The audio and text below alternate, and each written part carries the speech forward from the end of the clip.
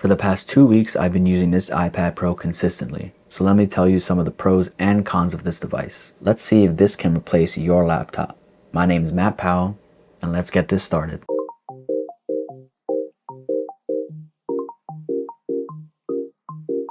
Let's begin with all the cool things that I think this iPad Pro brings to the table. With this being my first iPad Pro that I've ever used, I was definitely surprised by some of its features and its design. It's super lightweight, making it easy for me to carry around. However, when you do add the Magic Keyboard, it does add some weight to it. The bezels on this thing are really thin, so it has a lot of room to work with.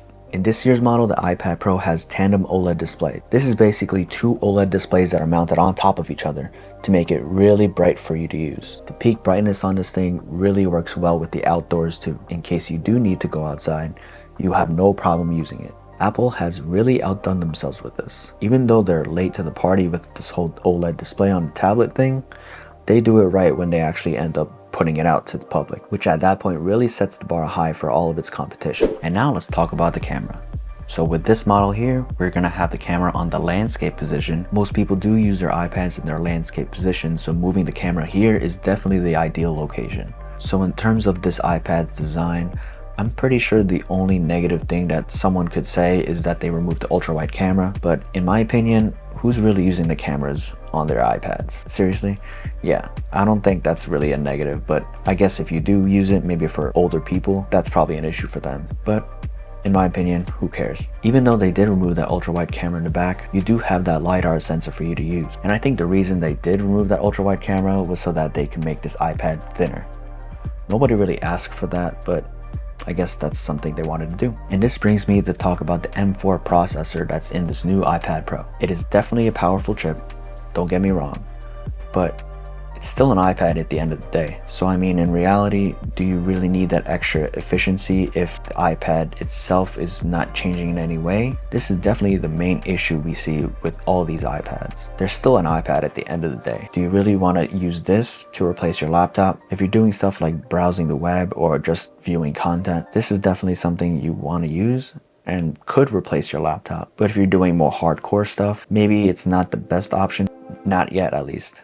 For these past 2 weeks, I've definitely downloaded a few new apps that I haven't been using. Apps like GoodNotes so that I can utilize my Apple Pencil. I also started the week trial for Final Cut Pro. This is so that I can get used to the way it's used on the iPad. We're gonna wait a little bit longer before I could say what I really think about that. So yeah, going back to GoodNotes. I didn't really need to purchase this app to try to use the Apple Pencil because you have Apple Notes, which you can use it in, or you can even use the freeform app. But I think GoodNotes just helps me keep things organized in a certain way that I want to. But WWDC is actually coming up real soon, so maybe they're gonna do something with the iPad OS.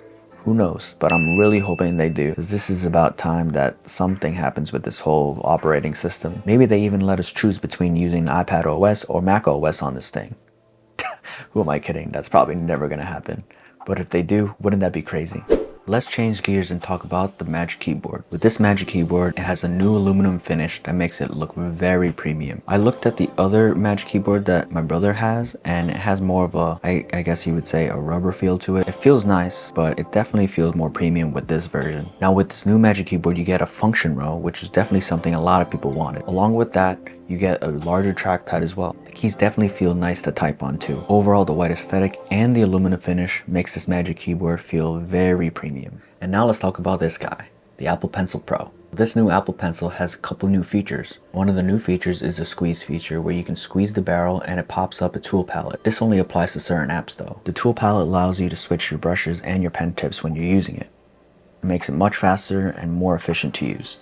Another cool feature for you artists out there is that when you use the Apple Pencil Pro in a specific angle, it gives you different strokes. So this is cool as if you're using an actual brush, which is definitely something unique. One of the main reasons why I got an iPad in the first place was to use the Apple Pencil. This is something that I feel like I'm going to use quite often because I'd rather use an iPad itself rather than using paper. But to be honest, my handwriting is not the best. And just to name drop a couple apps that let you use these new features, you got Apple Notes, of course, and as I mentioned before, GoodNotes. This is definitely something I've been having fun with because for as long as I can remember, I've always wanted an iPad with an Apple Pencil, and it's finally here. There's actually a new haptic engine that's incorporated into the Apple Pencil. This gives you a little haptic feedback whenever you squeeze or double tap, anything like that. which is pretty cool. And also, just to be clear, the new Apple Pencil Pro only works on the new models of the iPads, new iPad Air and the new iPad Pro. So if you want to use this thing, you have to upgrade. Let me take this time to let you guys know about that giveaway happening right now.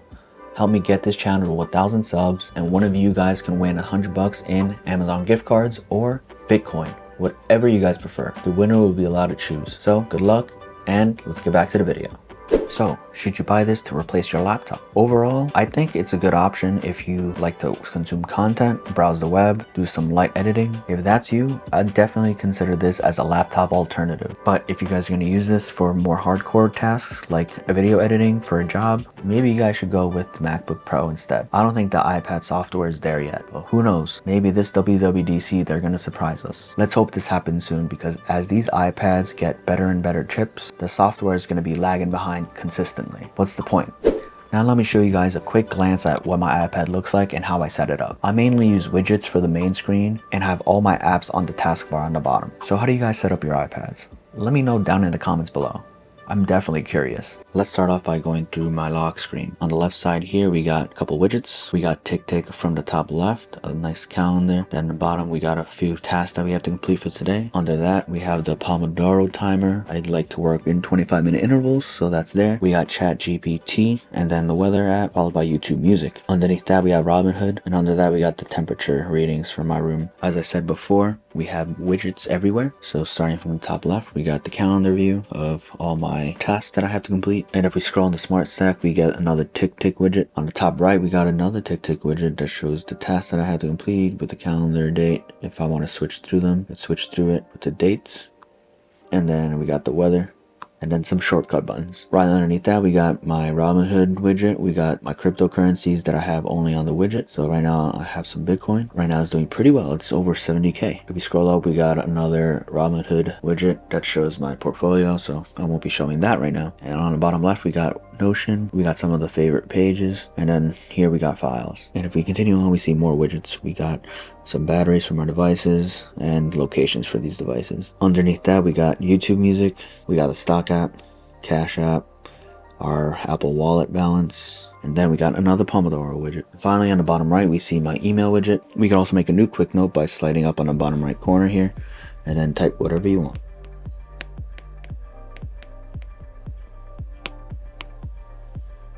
Just like that. And so if we go back up here, it'll pop up right here on this quick note section. Another thing is I like to open up YouTube, and then if I want to type something out, I swipe to the right here, which is a new thing for the iPad called Slide Over. And this is where you can have a couple of other apps here for multitasking.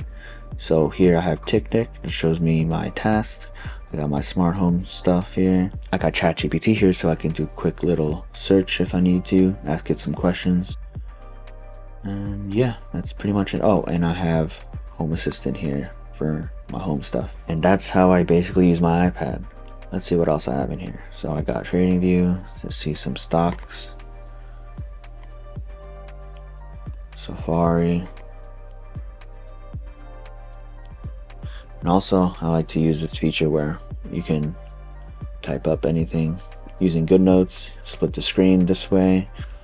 I have Notion on the left side, I have everything here. And that is how I look through my stuff.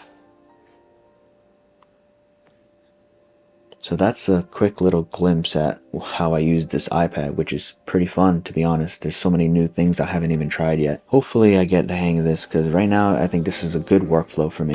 And that, guys, is my quick review of the iPad Pro M4. I think I'm going to need a little bit more time to play with this thing because it is all new to me, and I don't think I've scratched the surface of what I can do with this iPad. Honestly, 2 weeks is not really enough time for me to get a full grasp of what this iPad can do. But so far, I'm really enjoying using a big touchscreen again. And that's it for this one, guys. Thanks again for watching, and don't forget to like, subscribe, and hit that noti bell to know when I upload. Peace.